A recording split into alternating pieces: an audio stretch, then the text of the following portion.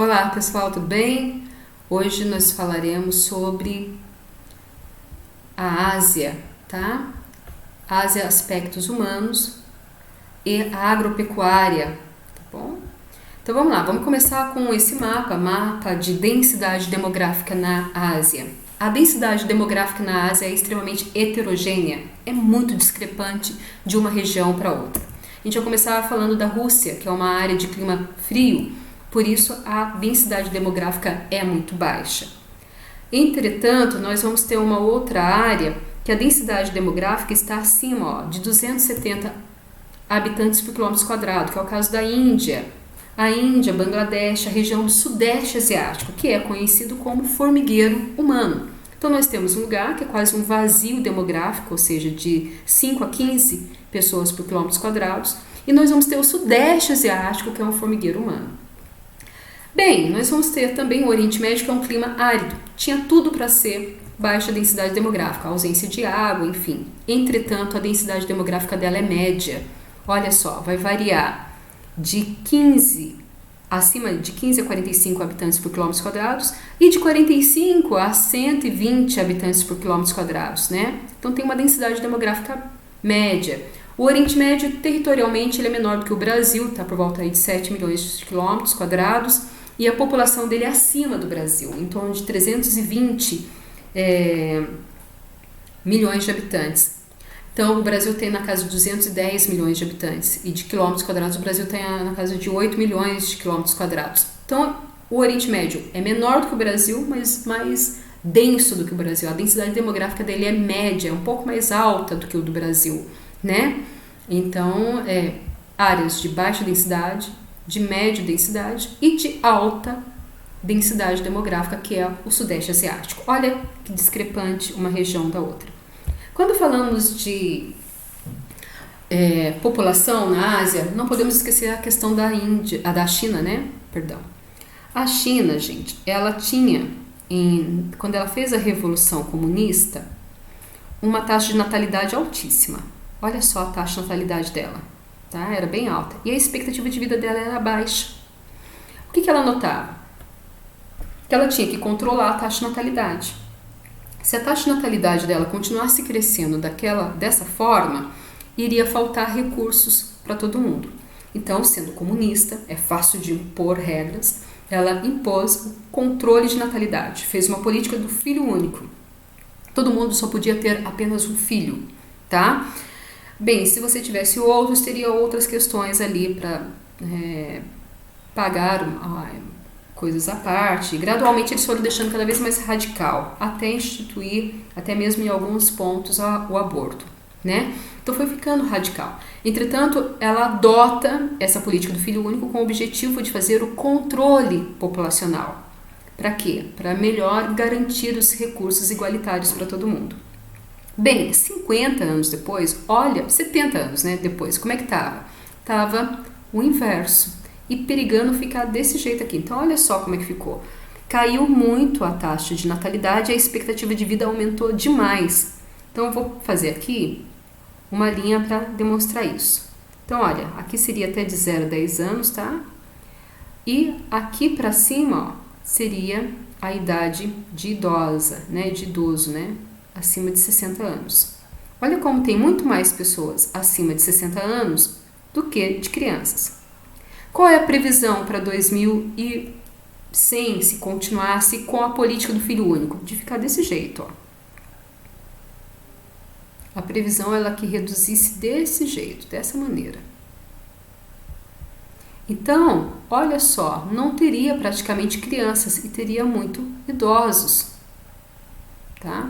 Então, praticamente, a população seria inteira idosa e faltaria população, tanto crianças e a população economicamente ativa, tá? Então, a China sacou que ela ia ter um problema econômico imenso, tá? De uma população economicamente ativa reduzida e, além disso, muito mais homens do que mulheres. Uma desigualdade de gênero. A partir do momento que fosse reduzindo cada vez mais mulheres, porque os primeiros anos eles incentivaram o filho homem, porque a filha mulher podia reproduzir, né? Então, isso foi ficando tanto da mentalidade que cada vez foi reduzindo mais mulheres e perigava ao ter um momento, né, de não ter mais mulher. E aí, sem mulher, certamente ia ser mais difícil solucionar. Então, eles acabam com a política do filho único por uma questão econômica. Outro assunto que é importante a gente falar é sobre a diferença da expectativa de vida que acontece na Ásia. Então, vejam, na Ásia nós temos países extremamente pobres, tá? Como o caso do Afeganistão, tá? E o caso, por exemplo, de Iêmen. São países tão pobres que a população, no caso do Afeganistão é mais sério, né? 52 anos é considerado idoso. E do Iêmen, a expectativa de vida, 66 anos. Em compensação, nós vamos ter nações como o caso do Japão, né? No Japão, a expectativa de vida, 89 anos. Olha só, 89 anos. Então, vive praticamente 40 e poucos anos a mais do que o Afeganistão. Olha como vive, muito a mais. 89 anos, enquanto no Afeganistão 52 anos. Por que isso acontece? Eu posso dizer por algumas questões, mas eu vou ressaltar 3 delas.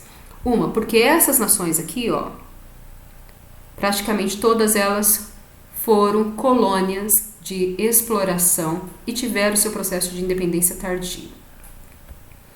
Enquanto essas, algumas delas nem foram colônia de exploração, como o caso do Japão, não foi colônia de exploração, tá? E algumas delas, quando foram, elas conseguiram o processo de industrialização muito bem feita, como o caso da Coreia do Sul, tá? O caso da Singapura, o caso de Israel, tá bom? Tá? Conseguiram se desenvolver economicamente. Segundo fator, né? Quer dizer, aqui eu já dei 2 fatores, né? Aqui colonização, tipo de colonização diferente, e aqui industrialização, né? E o terceiro fator que é importante a gente identificar, a questão de acesso à educação e os problemas de conflitos, tá bom? Então tem tudo isso. Então, o Japão estuda-se muito mais, isso reflete na melhor qualidade de vida, isso vai ali para Israel, então eles vão se desenvolvendo, eles se industrializaram mais, eles se organizaram, se urbanizaram mais. Isso tudo refletiu na expectativa de vida. Enquanto o Afeganistão continuou ainda agrário, marginal dentro da globalização, sofrendo com problemas da falta de educação, não atrai industrialização e, consequentemente, permanece nas condições de marginalidade, de extrema pobreza, além de ser acirrado pelas questões naturais e de conflitos, tá? Bem, outra coisa que é importante a gente identificar é isso, né? O grau de industrialização na Ásia. A Ásia, a gente pode dizer que tem 3 grupos diferentes de urbanização.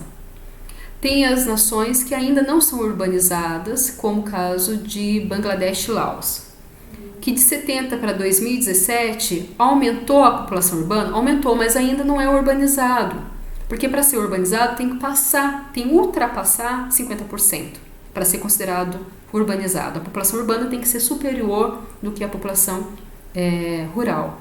Então eles estão ainda na casa, olha, de 40% da população na área urbana, ainda são agrários. Então, se eles são agrários, a população mora onde? Na zona rural, tá? Depois nós vamos ter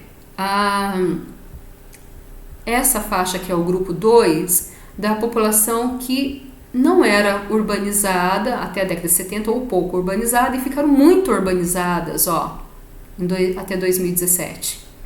Essa urbanização cresceu demais, foi muito rápida.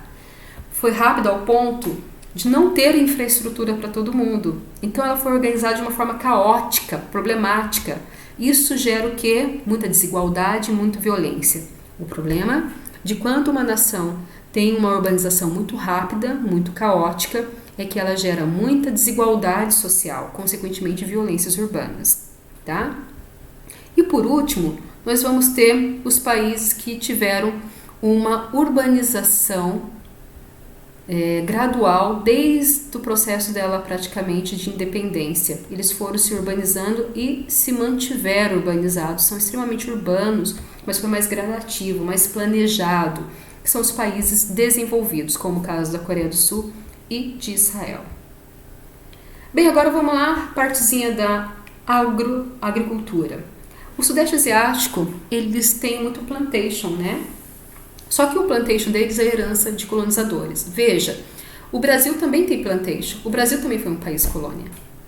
A mesma coisa acontece com a Índia. A Índia foi um país colônia inglesa. Então, como ela foi colonizada pelos ingleses, ela tem essa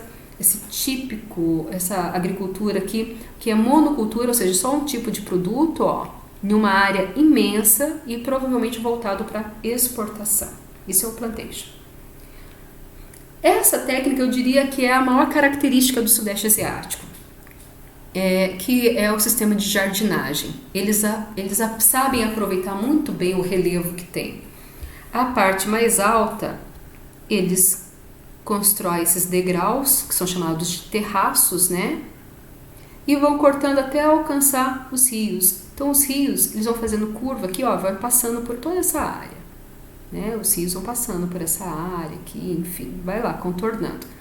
E o que acontece? Quando chove, tudo isso aqui fica debaixo d'água. Porque o nível do rio aumenta, deixa tudo isso debaixo d'água. E aí o arroz vai crescendo nessa água. Quando o rio abaixa, né, volta ao seu curso normal, o que acaba acontecendo? Já está na hora da colheita do arroz. Então aproveita a parte mais alta das montanhas, constrói os degraus, e as partes mais baixas, nas planícies inundáveis, eles plantam arroz. Isso é jardinagem, tá? Bem, quando fala da Ásia, a gente pode esquecer da produção também em Israel, né? E uma técnica usada em Israel, que é muito famosa do mundo, é os kibbutz, né? Que é a produção coletiva em propriedades que eram do Estado, né? E eles têm uma alta produtividade, né? E isso deixou Israel muito como o vencedor do deserto, não só na ideia de conflitos, mas também de saber produzir em áreas de deserto, né? Fazendo irrigação aqui, desviando parte dos rios, fazendo essa produção coletiva aqui, né? Bem, quando a gente vai falar de agropecuária, é diferente do que a agricultura. A agricultura a gente está falando de produção de alimentos. A agropecuária a gente está falando de criação, né? Então a gente está falando de animais. Então tem 3 técnicas aqui que eu quero ressaltar para vocês. Então a primeira, a questão da transhumância, que é o caso do Afeganistão, que aproveita as montanhas. Então na parte, quando é verão, os animais sobem as montanhas para comer as pastagens verdes aqui no alto da montanha, porque está sem o gelo e a pastagem está verdinha. Quando chega no inverno, essa parte que vai congelar, e então os animais vão descer para comer a pastagem verde daí aqui embaixo, tá?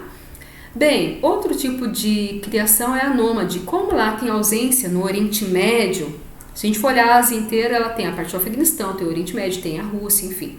Mas a parte do Oriente Médio é muito seca. Então o que eles fazem?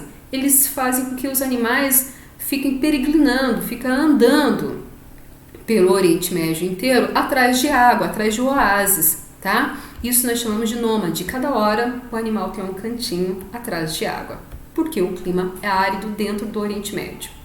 Bem, a Ásia também tem um país superpopuloso e que é um dos maiores produtores de carne do mundo, só que não consome essa carne, que é a Índia, né? Então a Índia ela tem essa peculiaridade muito interessante, né?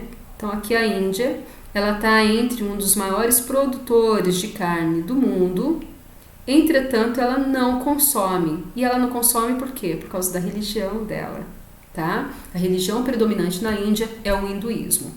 Bem, então Índia, grande produtora de carne, Oriente Médio tem muito produção de caprino, e é nômade, né? E na Afeganistão aproveita aqui, subindo as montanhas na época de verão e descendo na época de inverno, essa criação que nós chamamos de pecuária transhumante.